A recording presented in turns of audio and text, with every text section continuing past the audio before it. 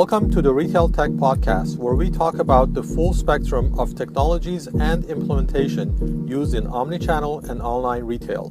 Make sure to subscribe to our newsletter at retailtechpodcast.com, and we always look forward to your feedback. I'm speaking with Michael Osbourne today, CEO of a company called SmarterHQ. How are you today, Michael? I'm doing very well, Darius. Thank you for asking. Fantastic. Can you tell us what is SmarterHQ? SmarterHQ is a contextual marketing engine, essentially a platform that allows marketers to use predictive analytics and data that they gather from the behavior of their customers and potential customers to then optimize and personalize marketing messaging across the web, across email, across mobile, and even across ad networks and social. And are you focused in a specific industry? Because I know you work with a lot of retailers. Yes, we do have a lot of retailers as customers. However, that's not that's certainly not the only vertical that we play in. In fact, we're on the verge of adding a financial services company and as well as a travel company to the family. Really, think of it as any B2C marketer could use what we do as a platform to personalize their marketing messaging, whether it's a standard B2C retailer or someone outside of the retail space. There are a lot of companies that focus on the B2B segments. And I'm always interested to find out about companies that are actually helping B2C companies. Honestly, not too many. And where we sit in their stack is on top of their ESP. We'll take data from their CRM system. We'll populate data back to that CRM system. We'll take a feed from their point of sale or order management system. But then we basically, we can change the content of the website based on the campaigns that they are running. We can change marketing messaging through email and create the segmentation as well as the templates by which those emails get sent. But we're not the replacement for an ESP. We don't replace their CRM. We actually sit on top of all those technologies. And to be honest, we bridge gaps in the silos they have in their own organization and make it easier for them to get data from one system into the other and take action on all of it. Okay. So can you give me like a specific scenario for a retailer? How would they actually use SmarterHQ for day-to-day engagement with their customers?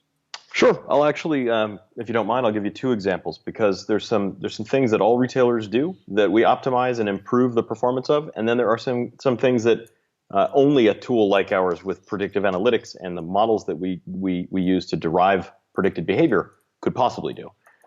In the first case, an example might be something as simple as cart abandonment, where a browser has gone to the website of a retailer, they have browsed for products, they have added some things to their cart, they've gone through part of the process maybe, but then they abandon and don't purchase. Standard practice in retail would be 24 hours later, 48 hours later, send them an email saying, hey, you forgot something in your cart, here's 10% off, and encourage them to buy it.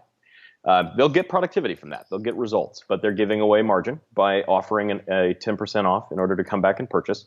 And really, they're doing that because they don't know if that customer was about to purchase it, if that customer preferred to buy brand new products, if that potential purchaser would rather buy in the store. So we'll take that cart abandonment and turn it into all of those other segments that I just mentioned. If our propensity to purchase model predicts that they are about to purchase anyway, we may just send them a reminder within a few hours and say, by the way, you forgot to make the purchase final. Please go back and do so. And we'll see lift from that. Let me ask you this. How do you actually know that propensity? So we have at the core of our platform machine learning predictive analytics models that absorb data from the behavior of each individual on the website, as well as other sources like offline data, point of sale, order management, and they compute a predicted score for this person. When are they most likely to purchase in the next 3 days, 7 days, 14 days, 21 days? And each of those models are different per customer because the machine learning component of that, basically the data is what informs the model as to what is the most likely purchase window rather. So if you think about it as kind of the machines learning the behavior of the customer of a given retailer, that's what they're doing. And those models continually update. So as we learn more and we gather more behavior, we get better and better at delivering those predictions. And once we have those predictions, we use them to drive those campaigns. The results of those campaigns reinforce the models. If it worked, we know we're right. If it didn't, we have to continue to learn more behavioral characteristics in order to get better and better. So these models actually evolve over time and get smarter, no pun intended, as things as the retailer works with us over year over year. Okay, so the way that you actually capture that data, is it basically through cookies or? Yes. So we'll tag a website, and obviously the cookie is a part of the ID that we will use. But the tags on the website capture behavior. We will use over 70 different unique identifying characteristics of browsing behavior, of information that a user may supply, in order to link profiles across devices. So that we're trying to we know whether or not it's you on your mobile device versus it's you opening an email on your desktop. So we'll use all of that to try and figure out who you are across every channel. And then, of course, the models recompute once we learn all of that. But yes, cookies are involved, and tags on the website are involved. Okay, great. So that was example number one, was cart abandonment. Yes. So and part of it actually kind of parlayed into example number two, which is the predictive capabilities. So if you take cart abandonment and you optimize it for folks who are likely to purchase or not likely to purchase, that's one optimization that we provide that folks think they're doing well right now, but they actually could really improve on the lift that they're going to get from a simple program like cart abandonment. But then if you go all the way to the other end of the spectrum and use something like what we would call a high-value disengaging segment. So a customer or prospect even who's predicted to be high value, lifetime value to the brand. Over time, they have exhibited certain behavior that they're continually engaged with your brand, but they have now triggered an attrition risk flag because the model that predicts engagement says they have fallen below the threshold for whether or not they are at risk. In that case, the high-value disengaging customer segment becomes extremely valuable. So a retailer may do something very particular to that individual and group of individuals who are known to be high lifetime value or believed to become high lifetime value, but are disengaging.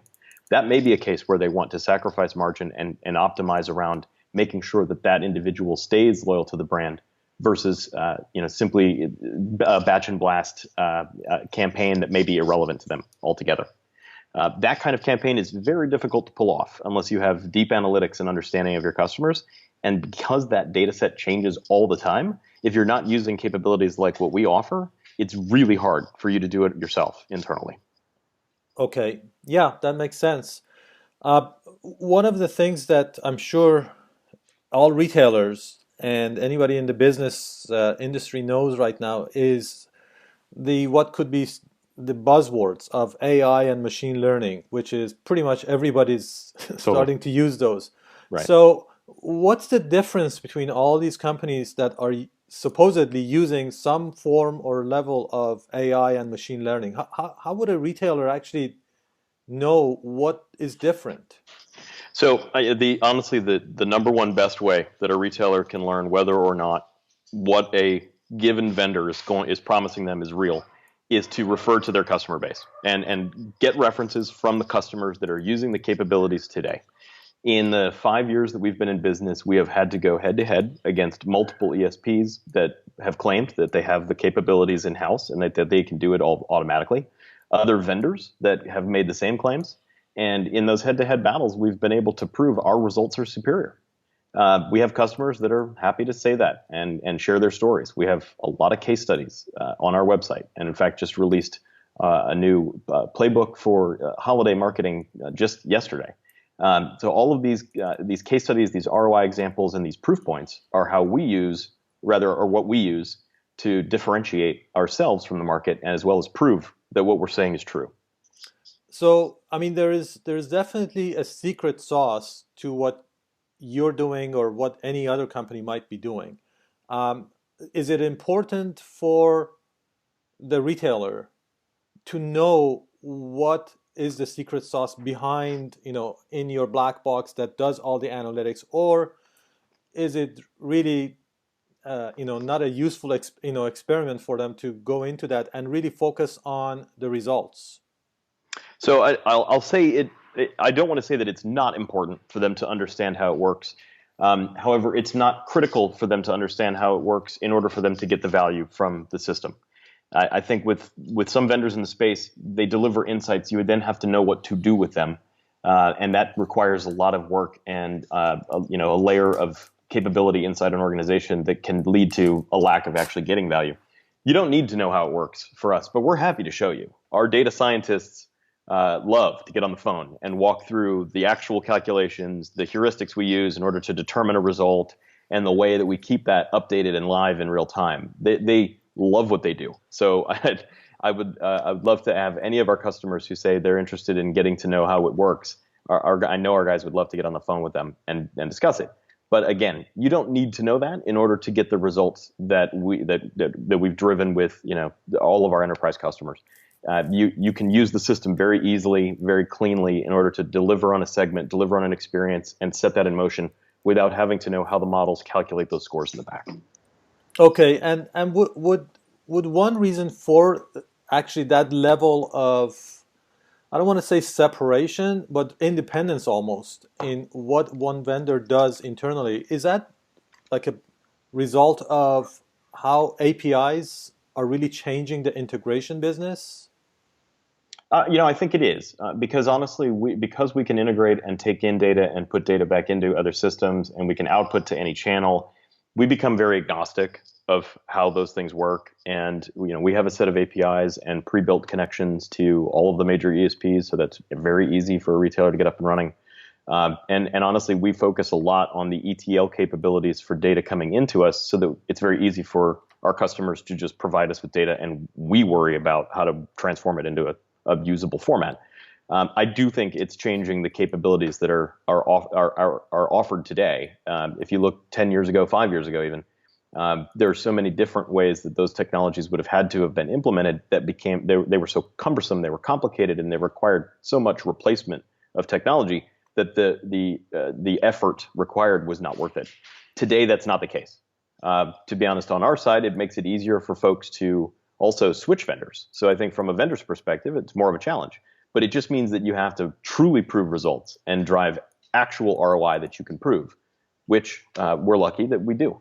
On an ongoing basis. You have on an to ongoing prove it basis, every day year over or year. every Yes. month. Yeah. Yes, absolutely. That leads me to my next question. What is a typical implementation engagement? So typically an implementation actually begins before we are finalizing and signing a contract, because once we know we're going to be engaged, it's very easy for us to provide the tag that you need to put on the website, and then for us to start getting your product feed from a retailer in this case, and getting that set up for absorption into our system. You just tag your website, and the data starts flowing to our servers. Once we have that data flowing to our servers, we're able to start computing those scores and calculating those predictions.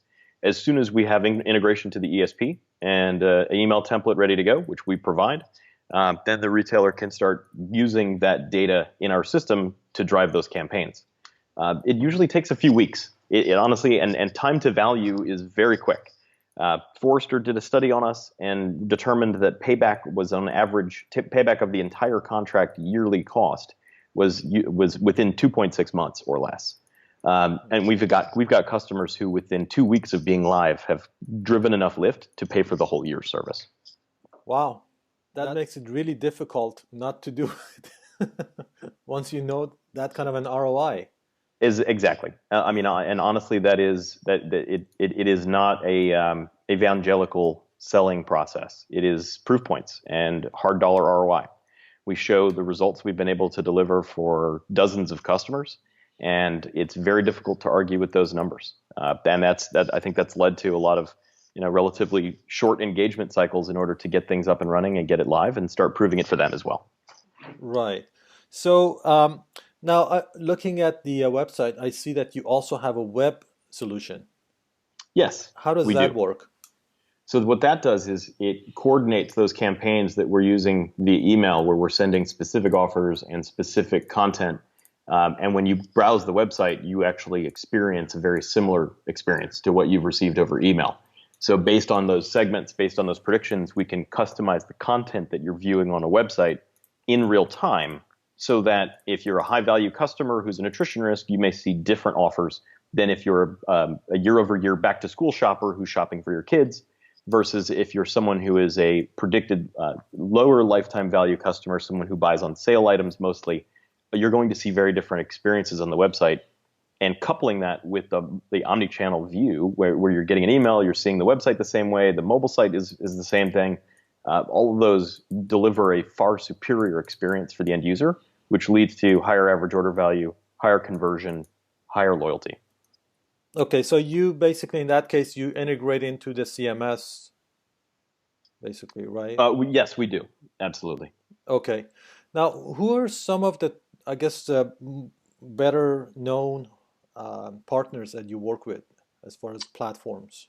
So as platforms, pretty much every email service provider that you could name, we work with. ExactTarget, Responses, Silverpop. There are others out there as well that we integrate with. We're, like I said, agnostic. We want our customers to be able to use whatever capabilities and services they already have, and we want to be able to just integrate to those. So as far as those channels, that's those, pretty much anyone you could name. Okay. What about the customer size? What's your, I guess, sweet spot for the customer size?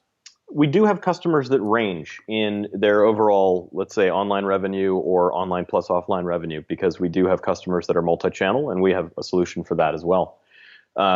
It does range. So we have clients that are under $20 million online a year, and that range, they go all the way up to well over $1 billion. It just depends on how many customers they are engaging with, how frequent those engagements are, how many emails they are sending, how many website visits they get. We walk through an ROI calculation with every prospect as we are going through the engagement cycle and determine if we believe we're going to be able to move the needle enough for them to justify our cost. And if that comes back as a no, we're very honest, and we share that with them so that they don't make the wrong decision. But in general, we're able to find a way to make that work.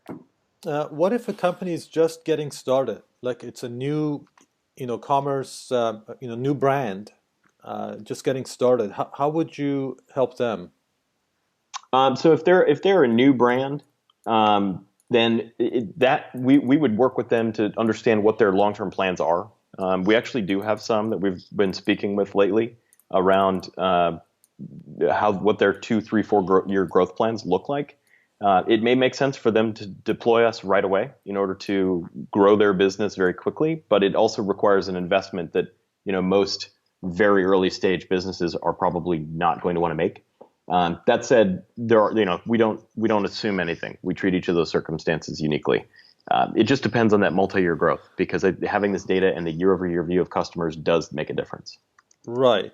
So next question is the financial side of it. Is it a SaaS side? And I mean, I fully understand the fact that for your team to actually get engaged and start to put together an ROI estimate, and it takes time. So you have to make sure that you're investing your time in something that has a potential at least.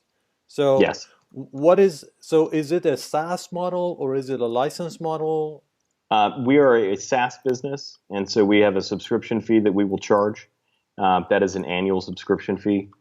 And based on that annualized subscription fee, the services we provide are included in that. It's very clear how that is. We don't charge per transaction. We don't charge per email sent or anything like that. We encourage as much utilization of the platform as possible. Okay. Now, what happens after the customer goes live? How do you engage and help them get better? So once they go live, we work with them to get their quick start programs up and running, which are the usual 5, 6, 7 campaigns that they're going to want to run right away. We help them get those live, generate a ton of value, and then from that value, we start to work with them on their marketing plan, their long-term view of what they need to achieve, their goals, and we design together a plan of other campaigns that we will launch over time.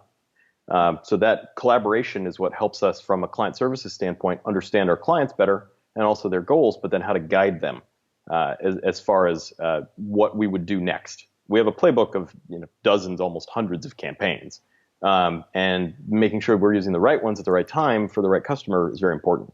But we'll work with them from a client services perspective to do just that. Okay, so the engagement continues after the actual implementation. Yes. Yes. I mean, It does. that's the key part is, I see sometimes people invest a lot of time and money in getting something implemented and then not following through. And, just like my iPhone, if I'm only using 10% of what it can do, that's not good. So, Yeah, exactly. No, yes, exactly. And it honestly, it's as things change over time and as organizations evolve, their marketing plans change with them. That's why the continual relationship and ongoing relationship is very important. right, right. Okay. So, one final question. I have a ton of questions, but I know we don't have enough time. But one question I like to ask all my guests, what do you think is going to be like the top technology that's going to fundamentally change retail in the next 5 years? Top And this is technology. Yeah. omni-channel retail. Yeah, that's a great question. To be honest, it's one that I probably have a number of different ideas around. I think the capabilities for retailers to understand location of their users and physical location of their customers, rather, in the store, when they, their frequency of buying habits, et cetera. The omni-channel view of a customer, I think, is going to be important.